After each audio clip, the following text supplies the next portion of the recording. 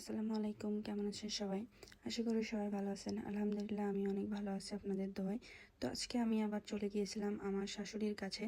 তো আজকে আমার দেবর নাকি আমাদের জন্য বিরিয়ানি রান্না করেছে।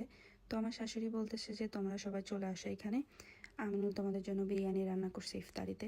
তো আমরা দেরি না করে রেডি সেডি হয়ে চলে গিয়েছিলাম আমার শ্বশুর বাড়ির দিকে। আর আমি ডোরটা লক করে ফেলি, আর সাইলের বাবা চলে গিয়েছিল বাইরে গাড়ি বের করার জন্য। আর সাইল আজকে আমাদের সাথে ছিল না, ও আগে থেকেই দাদুর বাসায় ছিল। তো সে আমাকে কল করে বলে দিয়েছে মামা যাওয়ার সময় আমার জন্য 3টা বেলুন কিনে নিয়ে যাবে। তো আমরা একটু দোকানে থামি, দোকান থেকে ওর জন্য বেলুন কিনে নিই। তারপর আমরা আবার চলে আসি আমার শ্বশুর বাড়ির দিকে।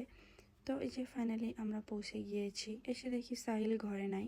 তো বাহিরে দেখি সে বন্ধুদের সাথে খেলাধুলা করতেছে। পরে তাকে বেলুন দিয়ে আসলাম।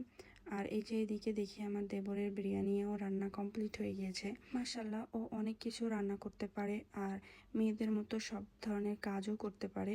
আমি মনে করি আমার দেবরের বউটা অনেক লাকি হবে, কেননা ওর জামাই সব কিছু করতে পারবে, তো ওর কষ্ট অনেক কম হবে। যাই হোক, ইফতার শেষ করে আমি আবার চলে আসি রান্নাঘরে চা বানাতে।